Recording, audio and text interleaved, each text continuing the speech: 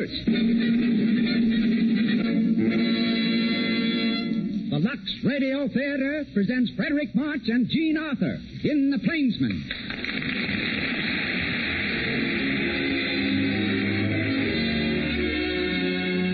Lux presents Hollywood. The makers of Lux Toilet Soap appreciate the enthusiasm you have shown for this fine beauty care used by 9 out of 10 Hollywood stars. It is your regular purchase of Lux Toilet Soap that enables us to bring you this program. Our stars tonight are Frederick March, Jean Arthur, Porter Hall, Joan Fontaine, and Paul Harvey. Our guests, Sidney Skolsky, famed for his reports from the Hollywood Newsfront, and Marie Osborne, Ginger Rogers' stand-in. Our producer, Cecil B. DeMille. Our conductor, Louis Silvers. From our theater on Hollywood Boulevard, we greet you all to another hour in the Lux Radio Theater.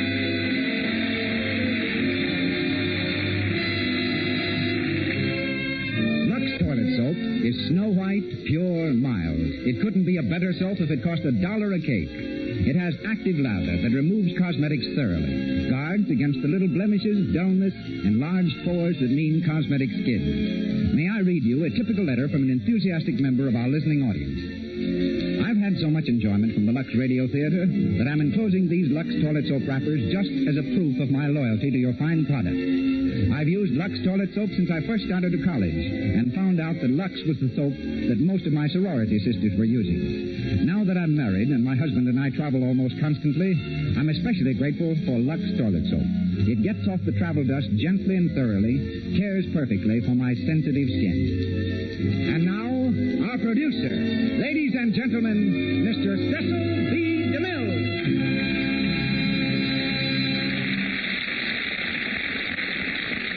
Greetings from Hollywood, ladies and gentlemen. Last week, I announced that Gary Cooper would be with us tonight to star with Jean Arthur in The Plainsman. For 2 weeks, Gary's been working in the water, making scenes for Souls at Sea. The result is a severe cold and a high temperature. But ignoring both, Gary has insisted on rehearsing. He protested to his physician that we have a show to put on. And that, sick or not, his place tonight is here at the microphone. It wasn't until late last night that we succeeded in talking him out of it. He finally gave in, and at this moment is home and in bed. I know you all join me in wishing him a speedy recovery. Stepping into the breach with a graciousness characteristic of a true friend and great actor is Frederick March. The part of Wild Bill Hickok is rather close to my heart. I entrust it to Mr. March with gratitude and the complete assurance that in his hands it awaits only new honors. And now a word about our story. On the 9th of April, in 1865, Generals Lee and Grant met at a farmhouse in Appomattox Courthouse, Virginia, and with quiet simplicity signed a document whose words had been written in the lifeblood of nearly 500,000 Americans. The war between the states was over. The signatures were scarcely dry when the eyes of the nation turned westward and saw beyond the Mississippi a fabulous empire, yet untamed, a land of thundering bison herds and savage Indians. Into this territory poured the legions of Americans whose faith and fortunes had been scattered by the war, and the hordes of immigrants who flooded from Europe to stake their homes on the sweeping plains. Some found peace, some found riches, and some found death at the point of 6-shooters and scalping knives. For there was no Sunday west of Junction City, no law west of Hayes City, and no God west of Carson City. Out of this background was born The Plainsman, the first of a series of pictures based on the magnificent pageant of American history and its unsung heroes. A series which I am continuing with the story of Jean Lafitte, the buccaneer. Frederick March will again star for me in the role of this amazing pirate. Wild Bill Hickok was not an outlaw.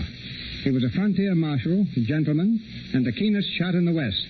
And always in his shadow was the equally compelling character of Calamity Jane. My good fortune in securing Jean Arthur as Calamity in the screen version is repeated tonight. No star is better equipped by nature and ability for this colorful role. Also from the original cast comes Porter Hall, resuming the role of Jack McCall. Mr. Hall's current Paramount film is Make Way for Tomorrow. Joan Fontaine, a young actress rapidly rising at RKO Studios, plays Louisa Cody, and Paul Harvey is heard as Yellow Hand. And now, we set our course along the trail of the pioneers to the west.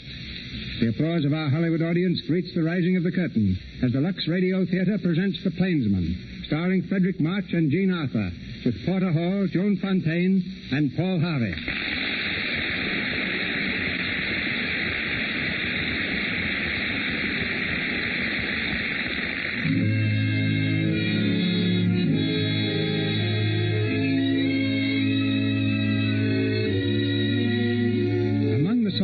Turned their faces homeward at the close of the war between the states was a man known to his friends and to his enemies as Wild Bill Hickok. His face was not turned toward the rolling pastures of the East, but toward the rugged hills and sweeping plains of the unborn West.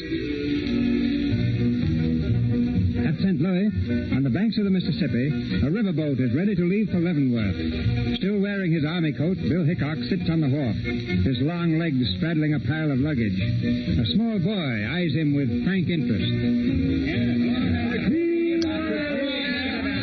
Where are you soldiering, mister? Well, I'm all through, Sonny. The war's over. Didn't you hear? Yeah, I heard it, but I don't take no stock in it. What might your name be, mister? Oh, might be Bill. You ain't Buffalo Bill, are you? No. Oh. Well, now, I'll tell you. If I wasn't myself, I'd just as soon be Buffalo Bill, because he's a great scout, son. You know, I saw him shoot at a whole herd of buffalo once. I thought he'd miss, but two started coughing and fell down dead. He'd shot through them both, and he made the dust cloud up 1.5 miles away on the other side. Gee, Willikins. You know, that's the kind of shooting I aim to do. I can shoot pretty good now with my slingshot. Watch, mister. Hey, that's all right, Sonny. That whistle is just a half-minute wrong. Gee, that's a Jim Dandy watch you got there, mister. Plays a tune, too. Listen. Cute, isn't it? Say, that's your picture stuck in the case? You're dressed like a scout there, and so's that girl with you. Is she your sister? No, that's Calamity Jane. Oh, I guess you're kind of looking out to see her again, ain't you, mister? I'm looking out to miss her.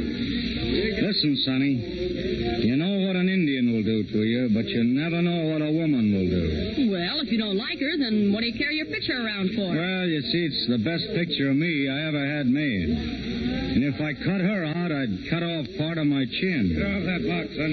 All right, you men. Throw those boxes on the boat and be quick about it. Yes, sir, Mr. Latimer. Yes, sir. Come on. Put your shoulders... Hey, you better move out of the way, son. Seems to be a powerful heavy shipment of farming tools going out to Hayes City. Says John Latimer on the boxes. Want to see me hit the O in John? Yeah. There. Want to try your luck, mister? No, I need a mighty good target. Say an Indian or a hold-up man. But if you... What you looking at, mister? I'm looking at a right good fighting man over there who's been fool enough to get himself married. Lend me a slingshot, Sonny. Now you watch it.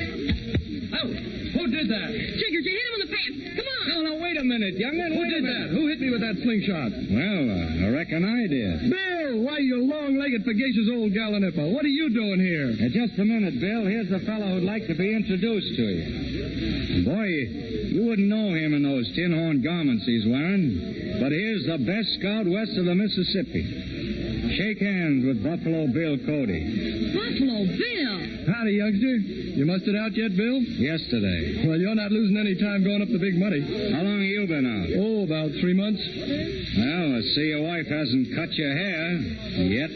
I don't quite know what you mean, Bill. You heard what happened to Sampson after that Delilah woman opened up her barber shop. Has she tamed you yet? Now, look here, Bill. That ain't fair. She's different. You're different. All gone, yellow boy. Well, we better hurry. They're calling all aboard. Wait a minute, Louisa. I want you to meet the best friend a man ever had, Mr. Bill Hickok. Bill, this is my wife. Oh, I'm so glad to meet any friend of Will.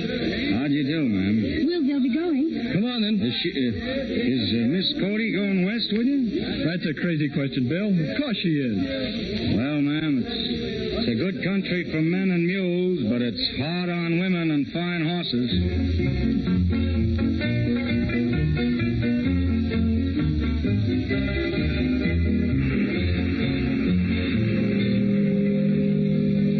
There he is, McCall. Over there by the rail. Bill Hickok? Wild Bill Hickok. They say he can hit a dime at 30 pieces. I'd like to meet him. He's a feller to have as a friend. Hickok. I'm Jack McCall. Tickled to death to be traveling with you. Glad to know you, Mr. McCall. Ah, thanks. Hey, your toothpick's on fire. What? Oh, I need a toothpick, Mr. Hickok. It's a new fad. Cigarettes, they call them. Back east. Cigarettes, huh? Well, it's on fire.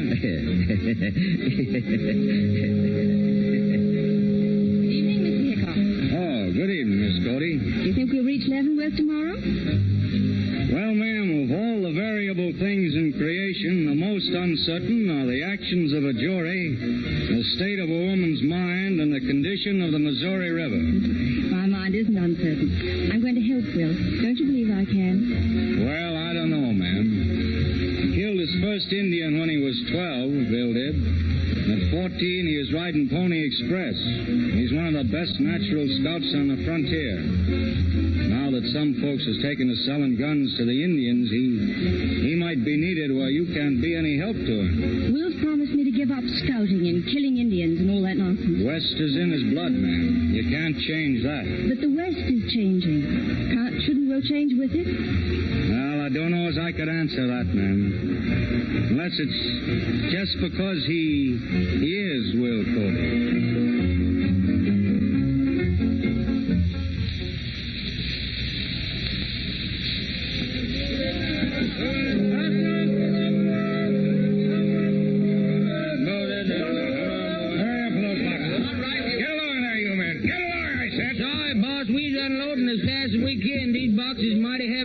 Shut your lip. I'm sorry, boss. I didn't mean nothing. Come on, then go to the doctor. Good morning.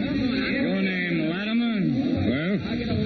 You operate out of Hayes City, huh? What of it? They didn't have any use for farming tools last time I was there. They might have use for them now. Oh, sure. Those boxes now, they're just about the right size for rifles, ain't they? Yeah?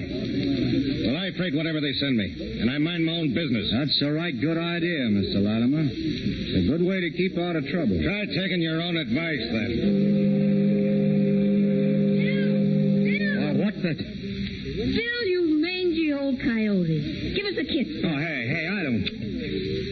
Oh, what'd you do that for, Calamity? You four-flushing mule, you ain't wiping it off, you're rubbing it in. Bill, you're back. Are you going to stay in Leavenworth?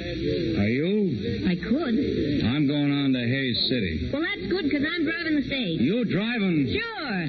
Say, why don't you write me any letters, Bill? Didn't know you could read. I could read if you could write. A woman who had a fella at every stage station and a bow in every cavalry troop west of the Missouri. That woman don't need any letters from me. Oh, Bill, why, those fellers didn't mean nothing to me. Well, they did to me. You'll have to excuse me now. I'm keeping a lady waiting. What lady? Standing up there next to Bill Cody, I'm helping put her things in the stage. Is that chipmunk yours? Did you bring her with you? Oh, what if I did? Nothing to you. Ain't it? After you run out on me, you slab-sided box-toting rat. You brung that honky-tonk mop. Shut up, Calamity. And stay that way. You... See that? She whipped his hat clean off his head. Tip your hat when you speak to a lady. Yeah, I will. When I speak to a lady. Bill. Oh, Bill. Hi, Calamity. Well, Bill Cody. Hey, what are you doing in them buses there? Come here, Calamity. I want to introduce you. Louisa. Yes, Bill? Lou, this is Calamity Jane. Everybody knows her. Born and bred out yonder. Rides better than a man, drives stage. Wait, Cody. Is she your mutt? She's Mrs. Cody. Your wife? Oh. Well, I'm certainly glad to know you, Miss Cody. All passengers for Hayes City, Calamity. Suits me. You better get in, folks. It's a long ride.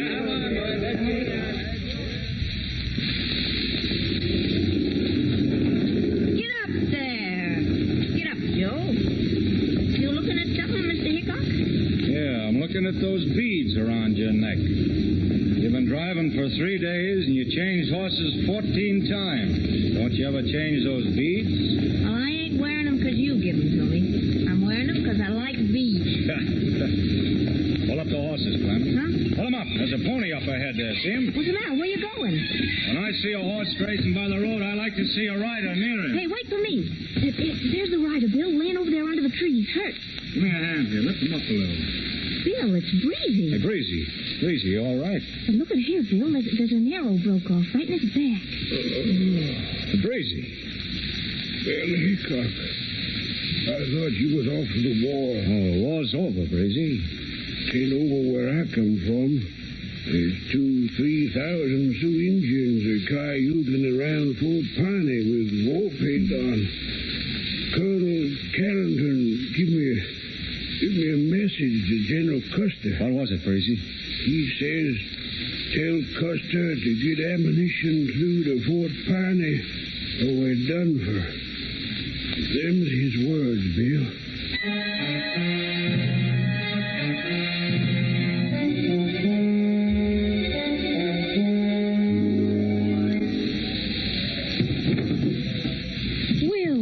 Will, close that door. I'll never get the place fixed up. There's so much dirt blowing in. It's got to blow someplace, honey. There's no use fighting the wind, Lou. We've got to bear with this land. Oh, I know, Will. Only, when are we going to move into town and buy the hotel? I'm going to see Jeb Masters tomorrow. He wants to sell the Golden Rule House. Here's your grub, folks. Why, come in, Miss Calamity. What'd you bring, Calamity? Well, I got something to fry and something to boil and a jug of whiskey. Say, this is a grand shebang you got here. Oh, how can you say that? It's so dusty, and I haven't got my curtains hung yet. Give your wife a hand, you long-legged tooth-spot. Sure, toss him over, Calamity. Somebody's knocking? What's that for? Come in. Hello, Bill. Hiya, Bill. What'd you knock for? Good morning. Hey, that curtain looks right pretty on you. And you handle it better than a horse blanket, Bill. I've had enough experience with horse blankets. Lou says I've had too much. Oh, that's too bad. Because there's a horse outside waiting for you now. You trying to trade, Bill? Yeah. A hotel for the lives of 48 men. And 10,000 rounds of ammunition thrown in. What do you mean? Well, Chief Yellowhand is on the warpath, man. He's an old friend of mine, Yellowhand. We used to hunt buffalo together, but now he's hunting men. Yeah, I've seen men he's caught. He don't treat his prisoners very well.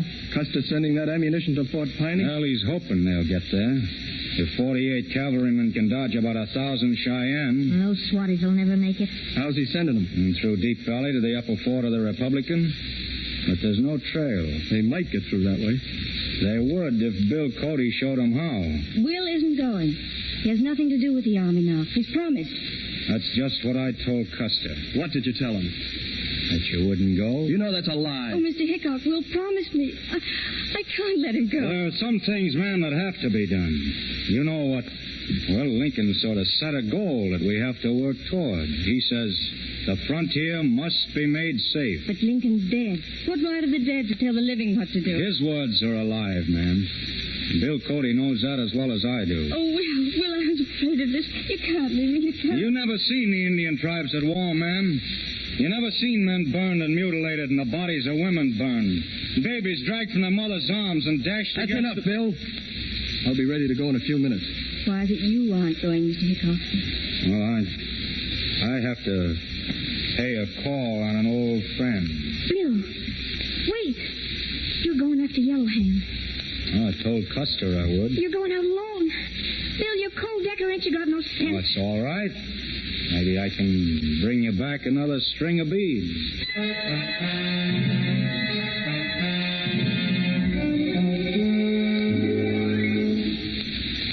Turn up the lamp a little, Louisy. I don't know how I look in this dress of yours, but I feel like the Queen of Sheba. Oh, you look lovely, Calamity. I want you to keep that dress on. You do? Say, no woman ever gave me nothing before. Why, I never even seen clothes like these. Calamity. That old coyote's got a toad in his gullet. Couldn't be an Indian, could he? Oh, honey, when you hear something yelling at night around here, it's just some varmint. But when you don't hear nothing, it's an Injun. Calamity, I want you to stay here with me. I've never been alone before. Now stop worrying about him, honey. Well, he's got a whole troop of cavalry riding herd on him. But my Bill plays it alone, the big mule. It's coming closer. Calamity! Calamity! Calamity, what are you staring at? Boo, don't look at the window. Don't let on anything's different. But listen to me. Can you ride? Yes. The horse is outside. Take this coffee pot inside to the stove. Open the back door there and wait.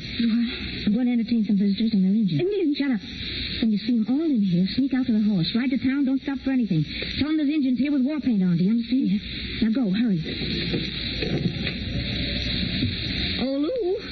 Lou, make me some fresh coffee, honey. Well, company. Come in, boys. Come right in. Don't be afraid. Navihio, Hey, look, fellas. Look what I got for you. Presents, see? Navihio. Beautiful presents. Here's a muff for you and a ribbon for you. And here's a couple of hats. I just see them. Sure, for you, too, all of you. What do you want? Are you all in here yet? Hey, look at the pretty ribbons. Hey, look at these. More presents. Presents for my brothers, the Cheyenne red hyenas. Look, try this hat on. See the pretty ribbon? Painted buzzard. What's good? Yes, she's gone. I fooled you, didn't I?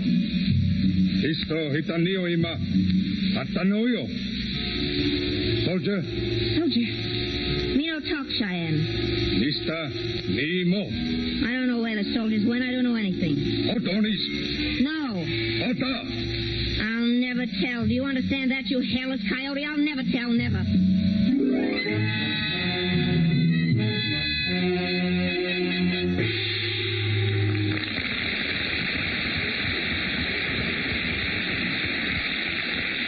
Here in Hollywood, over on Gower, there's a little brother who likes to play jokes on his big sister.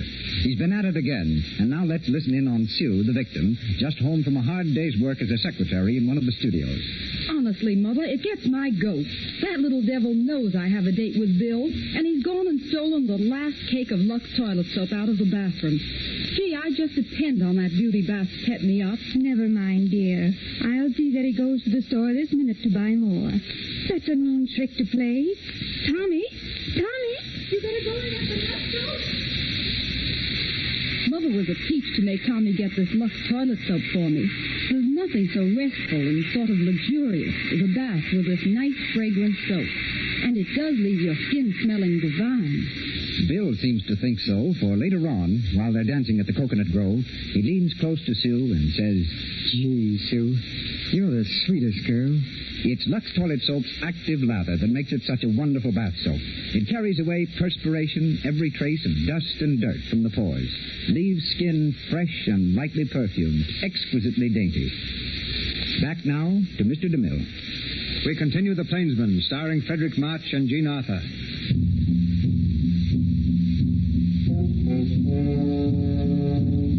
Taken prisoner by the Cheyenne, Calamity Jane is led across the plains to Yellow Hand's camp. With her hands tied behind her back and a rope around her neck, she stumbles through the prairie grass between two lines of Indians. Suddenly, on the crest of a hill, a mounted figure appears. Yahoo! Bill! Bihuino. Bill, get out of here. Go back. These are Yellow Hand's men. Ain't you got no sense, Bill? Let go of me, you squint-eyed... No flower ini.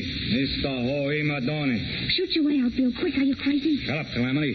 You got a tomahawk in your brains if you keep on asking for What are it. you doing here? Indians will sell most anything, and they sell you. His guns, eh? Oh, Bill. Not your watch. Don't give him that. What's he saying? He wants my gun. Don't give him to him. It's all right. Oh, Bill, you crazy fool.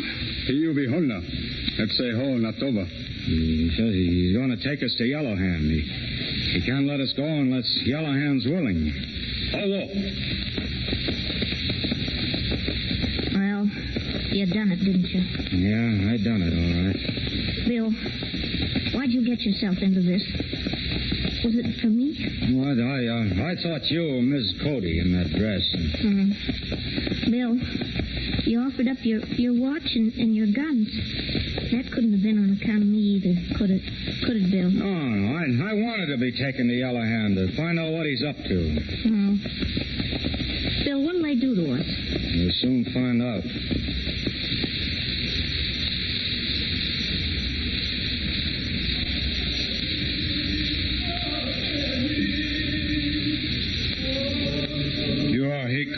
I know you.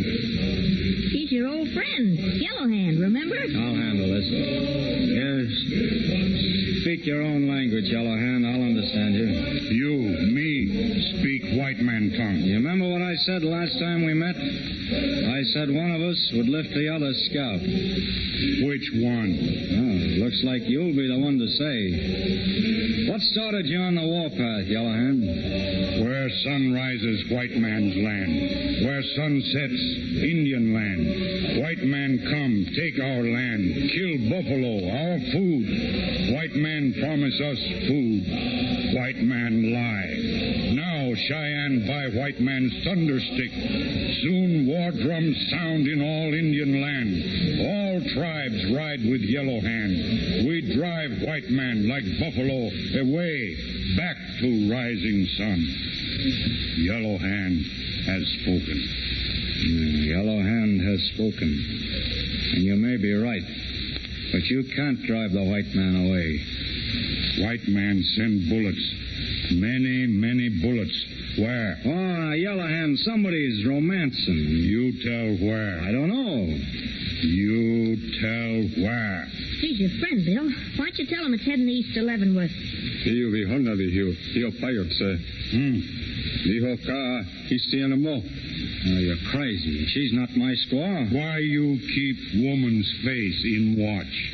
Bill, you got my picture in your watch? You kept it? Well, I couldn't get it out without scratching the case. And you've been acting like you didn't care, and all the time you've been... Tie up that tongue of yours. Look at their faces. Squaw. Let her go. She doesn't know anything. Hickok, you quick to say she not know. Hickok will not tell, but Yellowhand will know. Now is the hour of the Great Bear rising. When moon high above, Yellowhand will know. We go. Come back when moon high. What's he talking about the moon for? What do you mean? Bill, do you think there's any chance of cutting these ropes or something? Bill, what are you thinking about? I'm looking at that box over there. I'm thinking about John Latimer's farming tools that came up on the boat. You see there? That's his name on the side. He's the one who's selling rifles to the Indians. Oh, rifles. And better rifles than we have. 7 shots. And every shot may mean the life of a white man. But what about us, Bill? What do you think they're fixing to do to us? I think maybe you gave them an idea what to do. What, Bill? Yellowhand's a pretty smart Indian.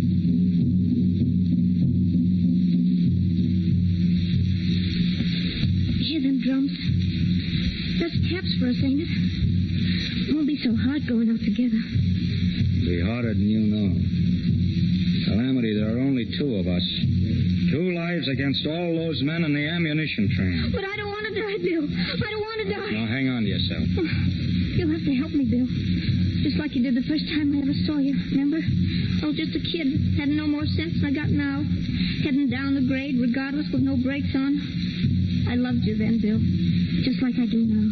Looks like that moon's about ready to show. You never even gave me a picture. But you carried mine. I know you care about me a little. Couldn't you say it just once?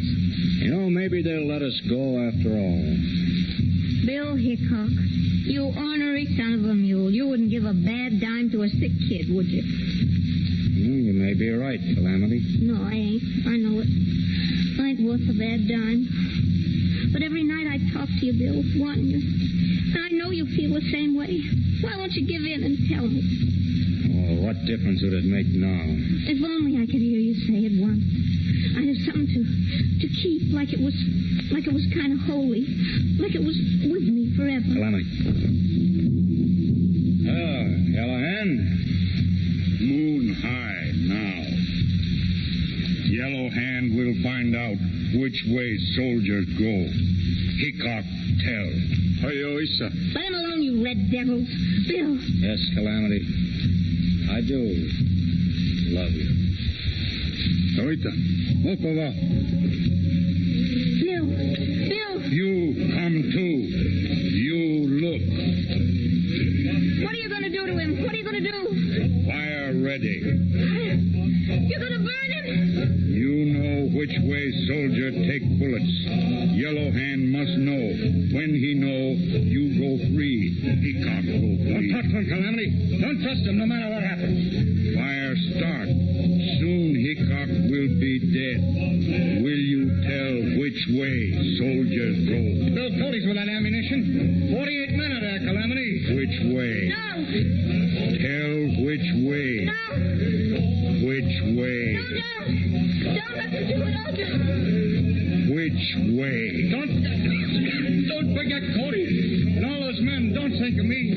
Remember what I told you. No. Oh, they're burning him. They're killing him. Can't you see? Put out the fire. Put out the fire. Which way soldiers go? My deep valley. To the upper floor. Woman, no lie. Hickok and woman free. Worcester, Neva. The trail's over here, Bill. Oh, I couldn't help it. I didn't mean to tell. Don't you look at me, Bill. I hope I never have to look at you again. Oh, Bill, please. We're free, sure. What about Cody? What about... You hear that? It started. Yellow Hand's attacked already. I got to get to them. You can't reach him on foot. Well, I'll get through somehow. And you got to reach Custer and tell him we need help. Custer finds out I told Yellow. Yes, he'll give you the firing. He won't find out I'm going to tell him.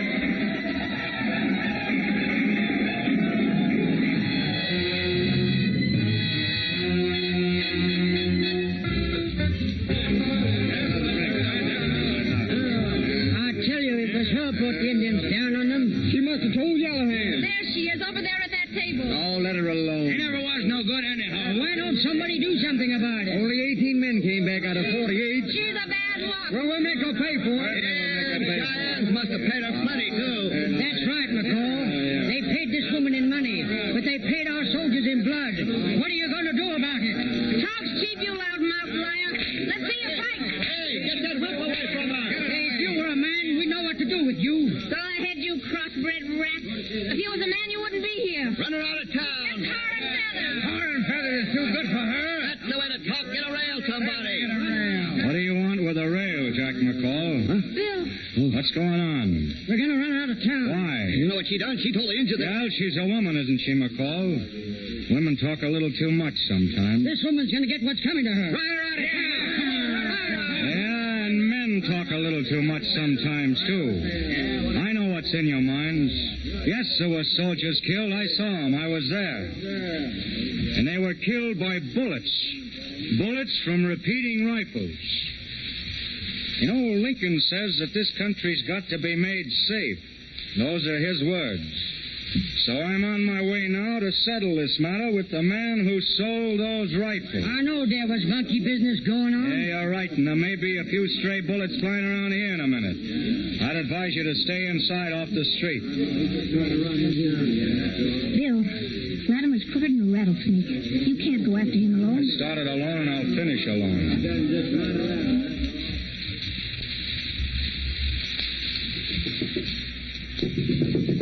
Who is it? Jack McCall. Let me in.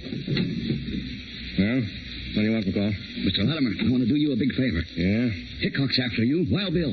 He says you're the cause of all these Indian massacres. He's on his way here now.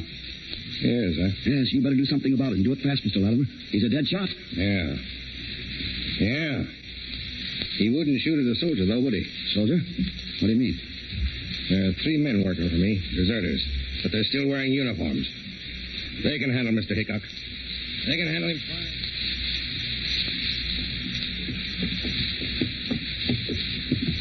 Bill, don't go across that street. Come back here, Bill. Let go. You're crazy. Latimer won't fight you fair. Oh, you ain't got the sense you were born with. Please, Bill. Oh. Don't our love mean nothing to you? And our love, if that's what you call it. All that died with the men who died because of you. Oh, no, Bill, no. Get off the street. I'll go get Cody. Maybe he can talk some sense into you, you big mule.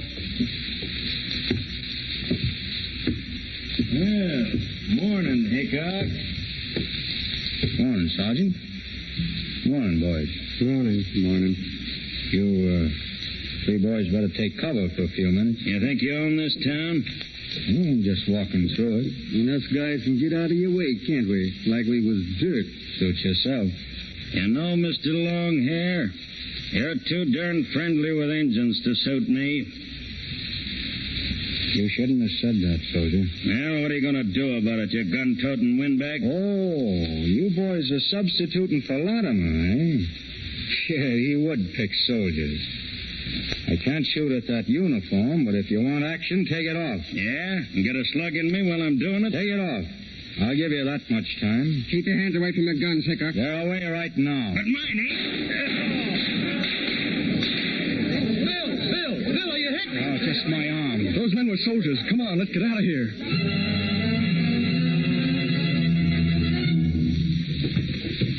Sit down over here, Bill. There we are. Louisa. I'll be all right. Look, don't let him find me in your house. Bullet went clean through, but it's bleeding bad. Will, what happened? He's just shot 3 soldiers. Oh, are they dead? Yes, get some water. You brought this man into our house? A murderer? Oh, when is this going to stop? When will it ever stop? This killing and killing. Why don't they kill him, too? Then you can be next in. Louisa, he's my friend. Didn't mean to bother you, ma'am. I'll be going. You sit right down again, Bill Hickok. You can't go bleeding like that, whatever you've done. Thank you, ma'am. You know, I never was a murderer. I never did fight unless put upon. Thou shalt not kill. Oh, no ghosts ever came bothering me. It's always been the other man or me in a fair fight. What right have you to judge who is to live or die? Put away your guns, Mr. Hickok. I can't do that, ma'am, until I find John Latimer. Cody, open up. It's me. Calamity. Where's Bill? Oh, Bill. Did they hurt you much? I'm all right. I know you don't want to see me, but I got to tell you something, Bill. Custer's ordered you brought in, dead or alive. The troopers have combed over every hiding by the river. They'll be out this way, maybe. He's going back to find Latimer. Latimer's gone, pulled out with his wagon. Where? Nobody knows. I'll find him. Of course you will, Bill. Someday you're bound to. But don't try to find his trail now. Just try to save yourself from Custer's men. No telling what they'll do to you. If Latimer's pulled out with his wagons, those wagons are loaded. I know what I have to do. Here. Help me up. You'll get me a horse, Bill? Sure. I'll have him saddled and ready. I'll help you, Will.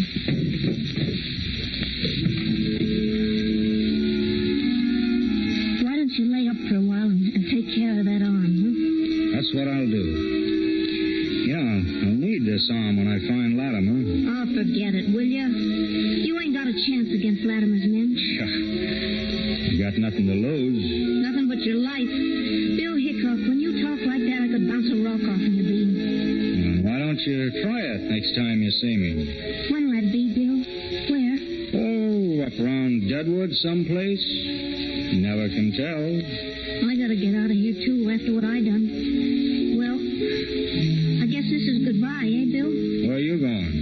Oh, up around Deadwood someplace, I guess. I don't give a hoot where I go. You're well named, you know. A child of calamity. You're always getting yourself into trouble. Say, Bill, I reckon maybe you don't hate me, do you? Or maybe you're just being nice to me because you think you won't ever see me again. Sure, I'll see you again. This is a big country, you know, but trails cross. Sometimes.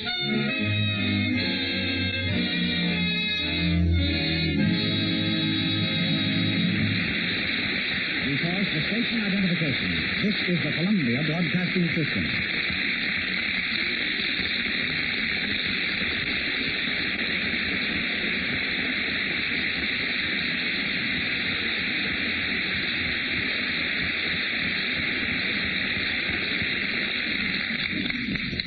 Before Frederick March and Gene Arthur continue in the Plainsman, we call time out for a powwow with the little giant of Hollywood columnists, Sidney Skolsky. Hollywood's correspondent for the New York Daily News and other newspapers. His catchphrase, but don't get me wrong, I love Hollywood, has taken a definite place in the jargon of the film capital. Tonight, we hear more of the whys and wherefores of this phrase as Buck Skolsky rides again. Mr. Mr. Buck to you, but really I feel more like a cake of Lux soap than a cowboy. Well, you're more the size of a cake of Lux soap than a cowboy. What I mean is that I'm playing a repeat date on this program, the way I noticed that Lux toilet soap plays repeat dates in the homes of the movie actresses I've visited. Not only in their homes, either.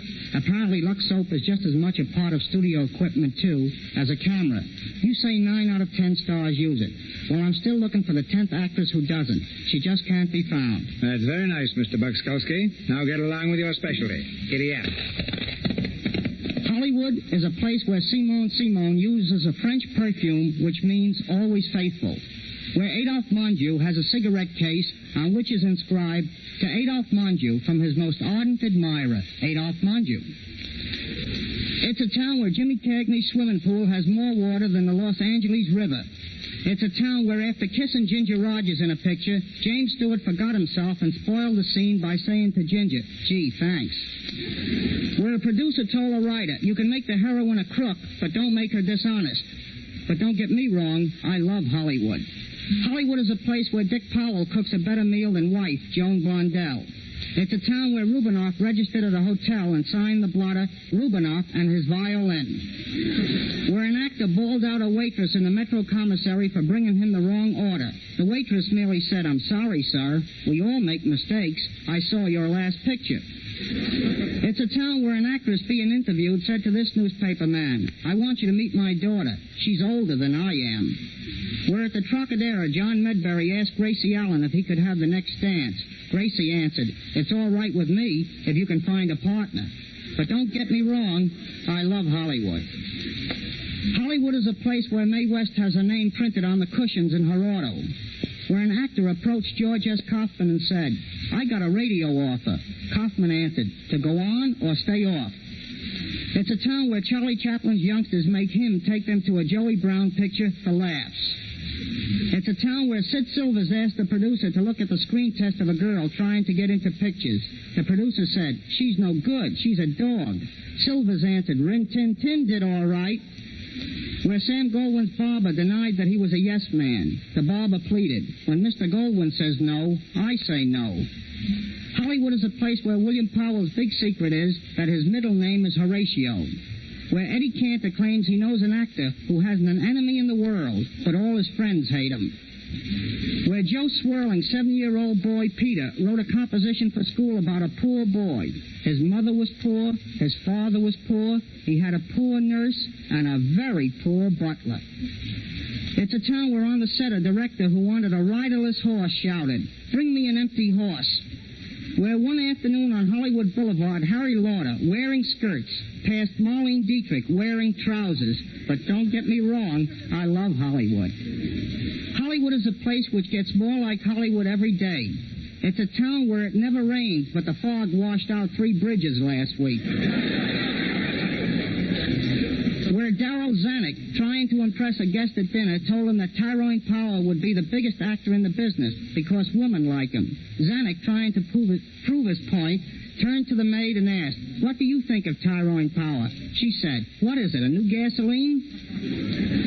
It's a town where Robert Taylor in an interview said, when I kiss them, I stay kissed. But don't get me wrong, and I better go before I do. Thank you. Don't get me wrong, I love culture. Frederick March and Jean Arthur return to us now in the Plainsman.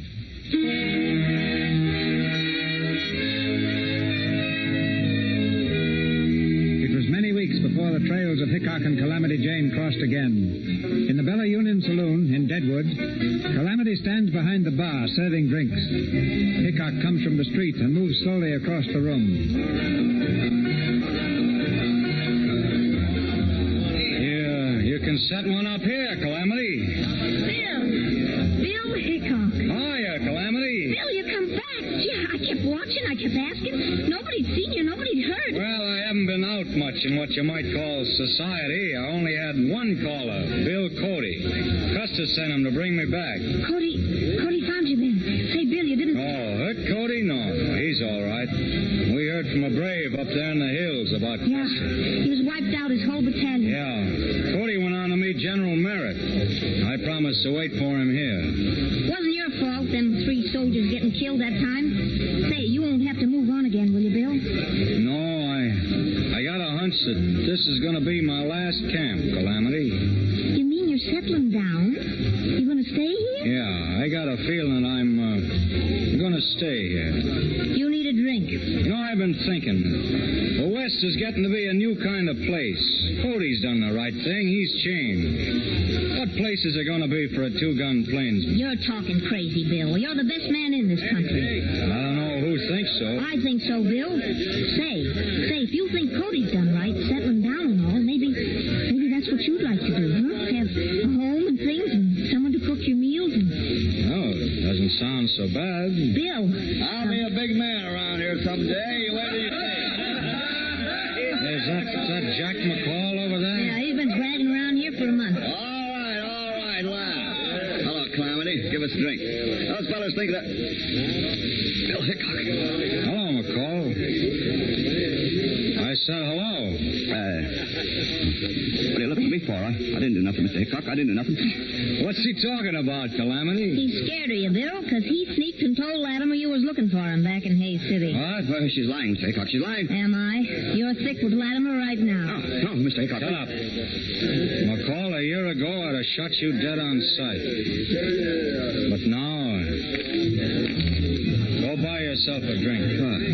Thanks, Mr. Hickok. Bill, you let him off. Well, I'm getting to think that maybe Louisa was right. Who am I to decide whether a man's to live or die?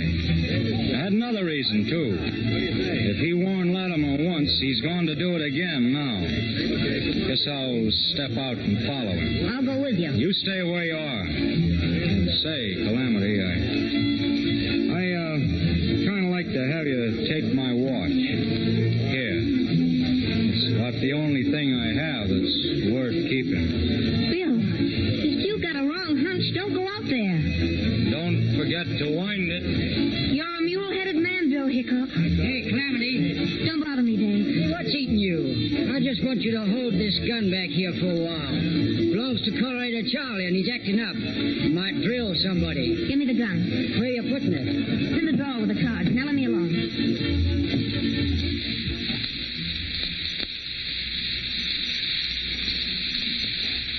Get that horse over here, Red. We're in a hurry.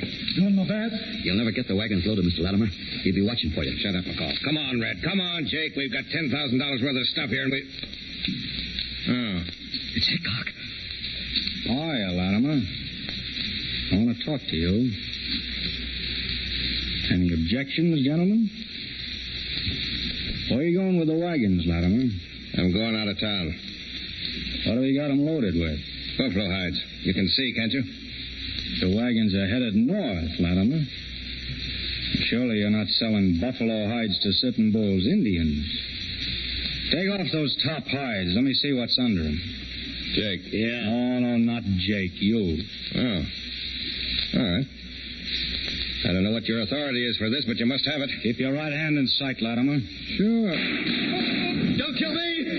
Keep your hands off your guns. There'll be more dead men here than the town can afford to bear. Latimer. He's dead. Drop your gun, Jake. Bill, you all right? Sure. I'm taking these fellows in the Bella Union, Calamity. Go out and get ahead of me. Go on, you men, inside. Not me. I just know Mr. Latimer. You just knew Mr. Latimer, McCall. You better get inside, too. Sure, Mr. Hickok. Whatever you say. Calamity. Yes, Bill. Cody and the 5th Cavalry's on its way. Step out here and keep an eye out for him. Sure, Bill. All right, now inside, Jake. Red. Hey, McCall, Joe, step lively. Yeah. Now, gentlemen, we're all going to stay here for a while. So sit down. Maybe a long wait. What are we waiting for? We're waiting, Jake, until General Merritt gets here with the 5th Cavalry. Takes over those rifles outside. And any objections? When are they coming? Maybe today, maybe tomorrow, maybe a week. When I have to wait, I believe in entertainment. Furthermore, I'm short of funds. Get some cards, McCall. Yes. See if you can find some fresh ones. Sure.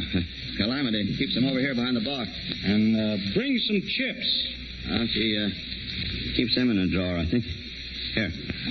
Well, there's a whole bunch of... What's the matter, McCall? Nothing. Nothing, Hickok. What's in that drawer? Why, just cards, chips, that's all. Bring them over. Yes, sir. You want a deal, Jake? All right with me. Here's the cards. Come back here, you. You can't go in there. It's Cheyenne Charlie. Come in, Charlie. Let him in, Calamity. How, Charlie? Charlie's a friendly engine. Yeah, I know, Charlie. Sit over there, Charlie, or I can keep an eye on you. Charlie took a shot at me once. I was too far away. Too bad you wasn't close, Hickok. He got my horse. Charlie would have been the biggest man in the West if he'd have killed you, Hickok. The Injuns understand things like that.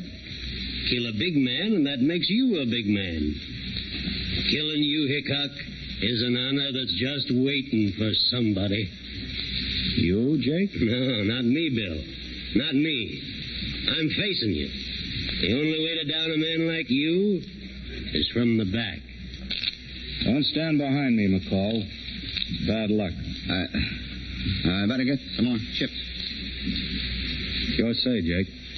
I'll wait for the chips. Got 'em, Jack? Yeah, I got him. It's Listen.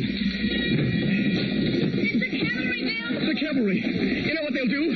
It's a rope necktie for us. Sit down. We'll play out this hand. Hey, Calamity, find Cody and General Merritt and bring them here. Play a hand, Jake. I'm calling you, Hickok. Black aces and eights. Your luck's changed. I've got 3 queens. I'm afraid you lose, Hickok. Man's bound to lose. Sooner or later. Give it to him, Jack. I got him. I killed Hickok. Get up, quick. Come on, to the wagon. Come on.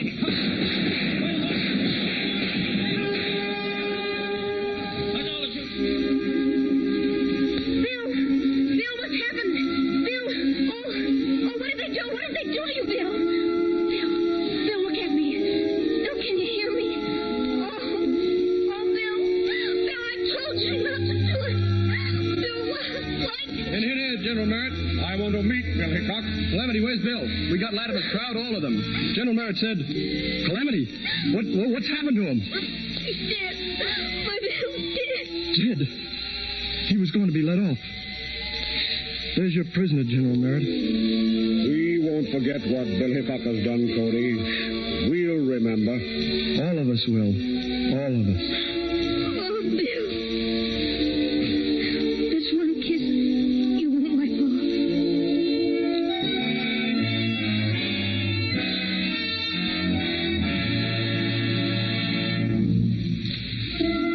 In Deadwood, South Dakota, next to the beautiful tomb of Wild Bill Hickok, is a simple little grave. The headstone bears the name Calamity Jane.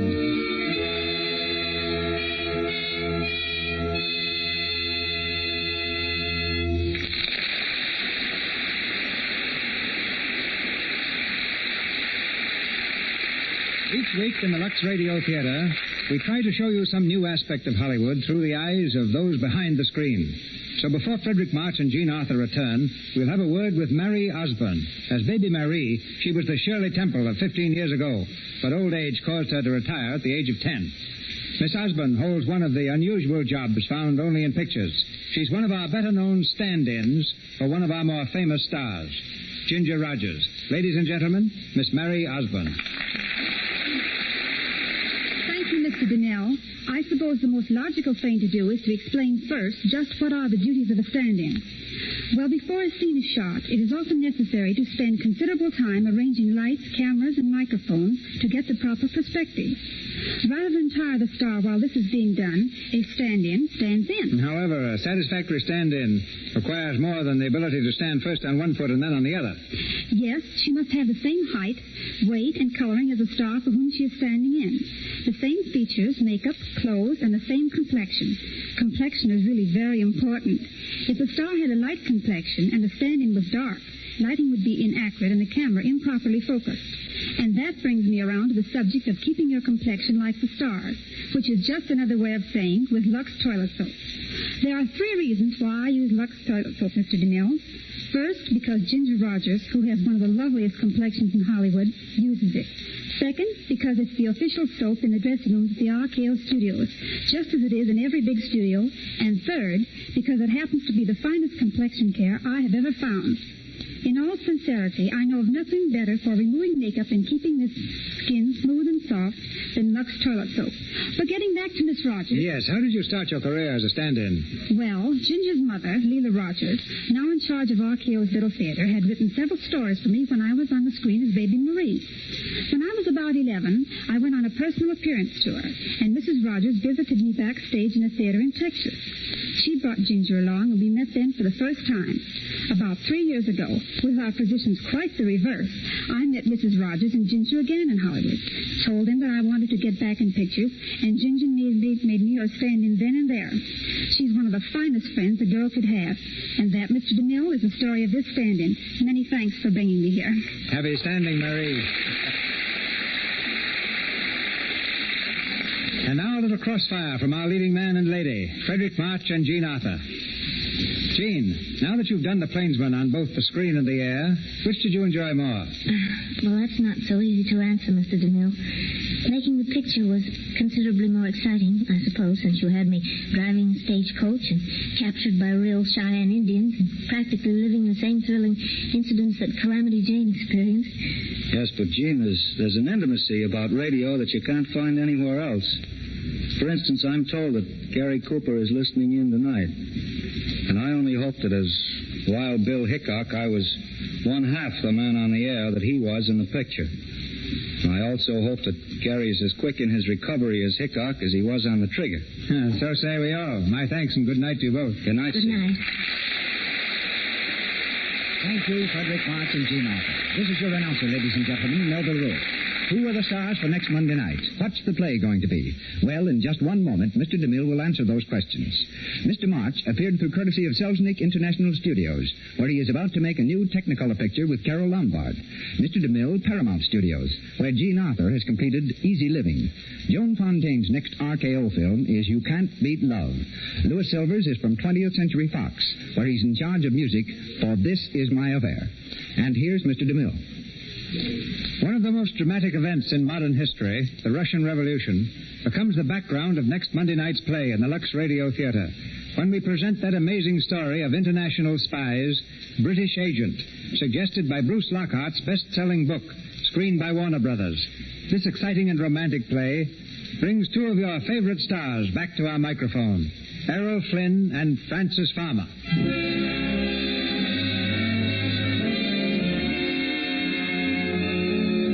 Sponsors, the makers of Lux Toilet Soap, join me in inviting you to be with us again next Monday night when the Lux Radio Theater presents Errol Flynn and Frances Farmer in British Agent.